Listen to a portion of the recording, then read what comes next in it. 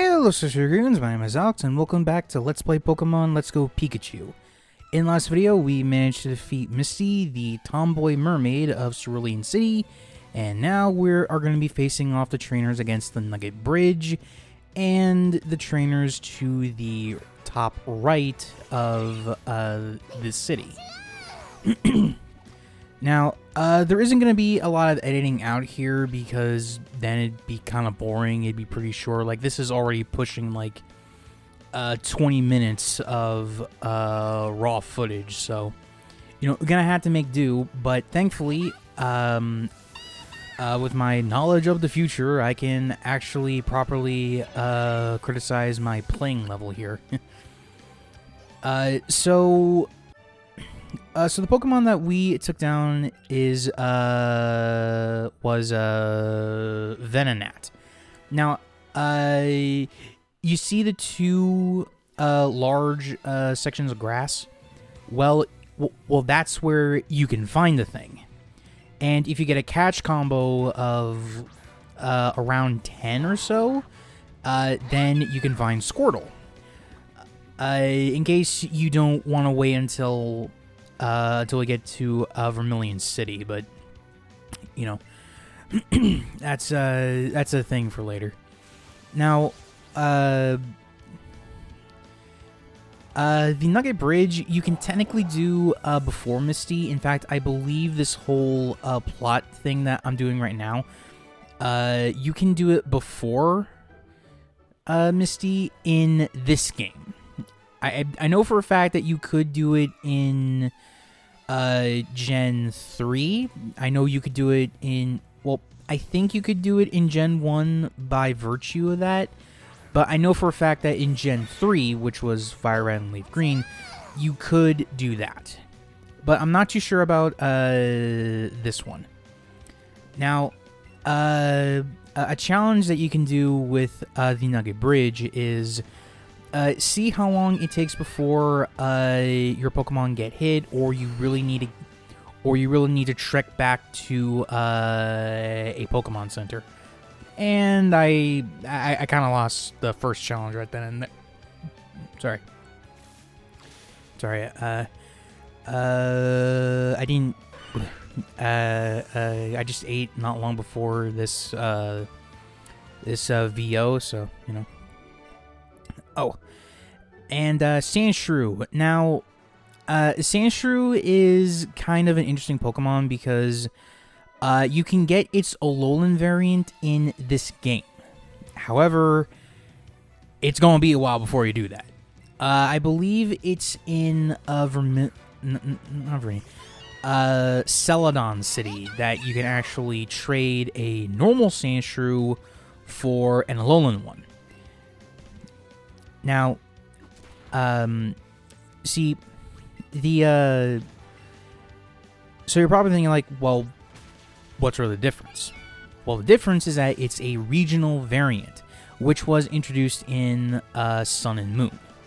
Basically, think of the concept. Think of a real world evolution. Certain species evolved for certain things, for example, since there's like a snowy tundra in Alola, and there isn't here in Kanto, Sandshrew adapted to fit that environment, and as such, it became an ice. It became an ice steel type. And it looks absolutely adorable. I love that little goober. But I never really thought about using it for a team. Maybe I should. Like on the very, very, very off chance that I want to do this game again. Which may happen again after in a bunch of later footage. But I'll save my thoughts for the final ending. Well, final ending, what am I talking about? Now, there is a bit of a plot twist with the Nugget Bridge in that it's pretty much ran by Team Rocket. in Gen 3, there was a bit of an exploit that you could use. So if you... Okay, so when you reach this grunt, he'll give you a nugget, right? However, if you lose to him, you'll still keep the nugget, but you can keep challenging him again and again, and he'll still keep giving you a nugget every time that you encounter him, as if it was the first time. So in that aspect, you can grind until you have enough nuggets to buy damn near anything you want. Like, I think you could do that to buy coins in the casino area in Gen 3, but I don't really remember. I never tried that myself. I've seen someone else do it, and more power to them, because I don't think I would have the patience for that. Oh, and another thing that you may notice about some Team Rocket grunts is that they'll either be, well, I say either, but most of the time they'll either have a poison type, which is Coughing, Ekans, Zubat, you know, or they'll just have a Rattata on their team, or something in those evolutionary lines, right? Oh, and there is a Charmander up there, but I am not going to get it. You need to catch a certain number of Pokemon before you can catch it, but it also brings to mind something that's honestly going to be a bit of a pain in the ass for me later on, particularly when we get to Koga's gym, but basically certain trainers will ask for a certain certain species amount, like how many Pokemon have you caught, or how many different Pokemon have you caught, and basically what they're referring to is what Pokemon are officially registered in your Pokedex. Now I will save that for later, but just know you don't need to get the Charizard, well, I say Charizard, Charmander that the guy has if you don't want it. Although a bit of an alternative that you can do, in Route 4, which I believe is before Mount Moon, you can catch Combo Spearow, and when you get to 10, Charmander will have a higher chance to appear, which is very nice. And I assume that the same thing happens to the route to the left of Cerulean City. At least I think. Don't quote me on that. I'm not too sure on it. So if anyone in the comments knows, and please let us know. Okay. So, what else can you really catch here? Oh, right. You can also catch Psyduck if you want to use a Golduck, which sometimes I actually feel like I want to use a Golduck, but I feel like it's not the best option, because there's either better water types later down the road, or I'm already using the water starter, which. Actually, like, maybe now I think about it, I probably should have went... Well, no, that probably wouldn't work. Oh, well. Ugh. Sorry. Mucus. Now, actually, this route is actually pretty cool in Gen 1. So, in Gen 1, which is, well, at least in the American versions, at least... red, blue, and, well, just red and blue, right? This is actually the route where you can initiate a Mew glitch. Now, Mew is what's considered a mythical, a mythical Pokemon. Basically, it is a Pokemon that you're not meant to get in the actual game itself. Like, think of Arceus, for example, right? You're not meant to get it in Diamond, Pearl, or Platinum, right? So, so back in the 90s, what you would do is that you would go over to a Toys R Us, or maybe a place called KB Toys.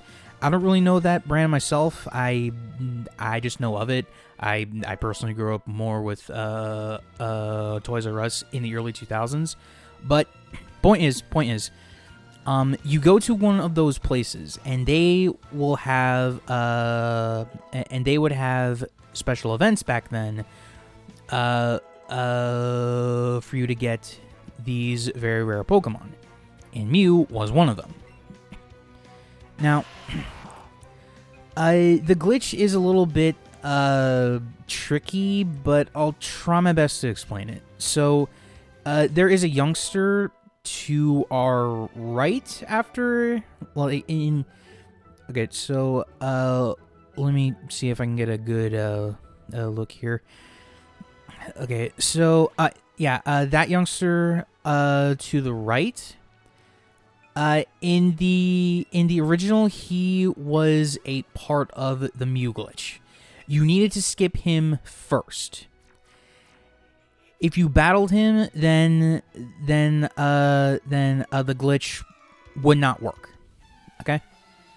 So you go there, in the route to the left of Lavender Town, there is I think a gambler in front of an underground station, and you skip him.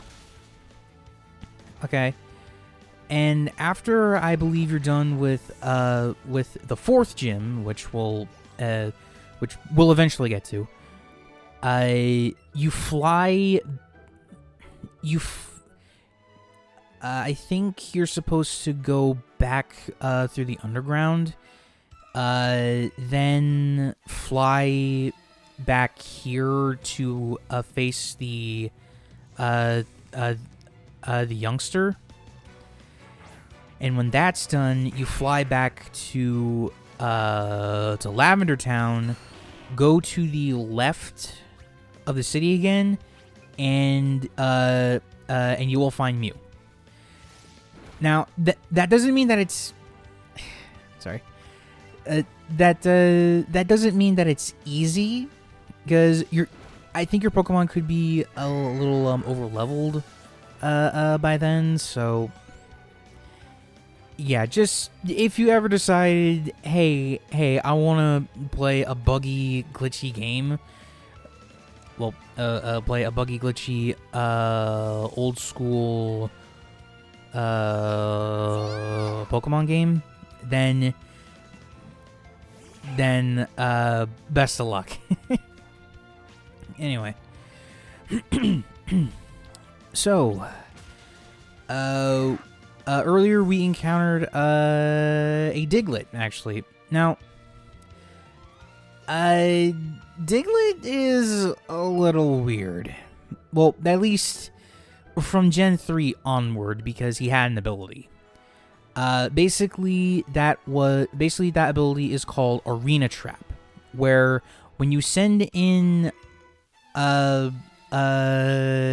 Pokemon that doesn't fly, you cannot switch out. It's pretty annoying, and if you're playing like I don't know, Gen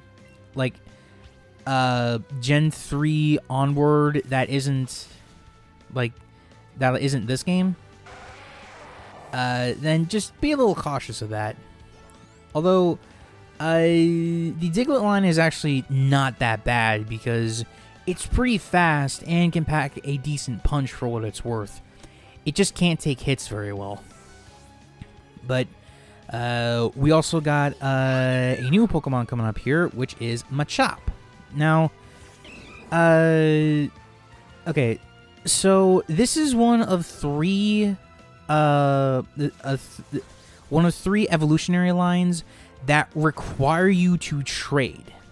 Now, So the first evolution that we saw was with level ups, right? Like you get your Pokemon to reach a certain level, right? Now, there are other methods. There are other methods to do that. First is trade evolution, which you trade with your friends in order to get the Pokemon to evolve. And yeah, well, let's just say that I am not in a position to use any of these mons, at least in the conventional sense. Like, I can't. Like, I don't really have any friends on the Switch, and and well, you need a freaking a Switch Online subscription, or was it like a Nintendo Online subscription, or whatever the name is. You need to pay that just to do a basic function that's been in the game from day one. Now because of the easier accessibility that these games have these days, you think that it'd be easier to trade. But no, it's locked behind a paywall. God damn it, Nintendo, you dinosaur of a company. And yes, we did just take on a Squirtle. I'm very sad. I like Squirtle. He's very cute. I love him. But anyway, now the reason that I had to take things slow was so I can get that particular item, which was the TM for Thunderwave, which basically it will slow down. It will paralyze your opponent, and when you're paralyzed, that means that your speed is cut in half. Also, you may not be able to move. May not. It is up to chance, but you know. But I mean, like if that chance ain't 0%, I'm not taking it. You know. Anyway, so why are we going through this particular route? I know it's been a bit into the video, and you're probably asking that, but Trace actually told us about this a little while ago. Basically, he said that there was a talking Pokemon in this house, just not far from where we are right now. So, being the naturally curious child, we decided to go and have a look. But I'll explain Bill a little bit more, like at least what he's doing here. But just know that in the older games, he was the one. He was the one who set up the box system in like Gen 5 through 6, because I think 7 was where they didn't. No, wait. 7 still had those stations where you could look at the box, but with 8, they kinda sorta didn't do that. At least I think I need to play Gen 8 again so I can get a proper look at that, but oh well. Okay, now something interesting that this guy's gonna have is, well, it's not the Magikarp, just like all it does is splash. Like that's really it for like 15 levels. But he actually has, as soon as all this is done, he has a Krabby. Yeah. I bet you weren't expecting a Krabby this early in the game. Now, you can catch it later, but that's like, I think that's like at the halfway point of the game, but I'm not too sure on that. Do not quote me on it. But Krabby, I mean, he's a slow Pokemon. That's really it. I didn't think he was all that cool growing up, and I mean, like, if you watch my video on Ash's Kanto team, then you know where I stand with that. Anyway, so this house here is Bill's, but there's a bit of a problem here. Oh, by the way, that coach trainer over there will just give you a seismic toss. And I know that because I just played on a second profile, so, you know. I'm not giving myself much restrictions on that file, so, you know. Yeah, there's a little bit of a cutscene here, so. Oh, look. Oh, look. It's a Nidorino. Oh, God, that is freaking terrifying. Like, that is not natural, okay? Like, this thing should not be on its hind legs. It should be on all fours, God damn it. What the fuck is wrong with you, Bill? And yes, this thing is Bill. Somehow, this man managed to merge him and the DNA of a Pokemon together. Like, what the fuck, Bill? You were just a computer guy. You're not freaking Blaine in this game, according to Gen 1 lore, nor are you freaking Mr. Fuji, who we'll see in a later video. But basically, but I mean, like, if you've played the older games and you know about this, he steps in the portal, you do a thing on the computer, and, well, it didn't blow up, but in the originals, things went back to normal. Although the Nidorino is a bit of a nice touch. And there's Bill, the fucking mad scientist. But as a thanks for helping him out, he will give us tickets to the SSN, which is it's a... Okay, I'm of two minds of it, but I will say that if you like to go with some fan theories, it can be kind of a dark place. But I'll save some of my other things for that, you know. But yeah, sorry that this wasn't a lot of plot progression, and was mainly just a bunch of random battles that I could have cut out. But I mean, you know, it's not the end of the world, you know. Plus, I mean, I kind of forgot to mention this, but on my community page, or tab, I guess, or posts, as YouTube now likes to call it. Seriously, just call it community tab. Fucking hell. I made a poll on there for the finale of the game. Should I tackle the Elite Four and Champion in separate videos, or should I do it all in one go? You have until part 24, which is going to be a little while away, but that will come up a lot quicker than you think. And, yeah.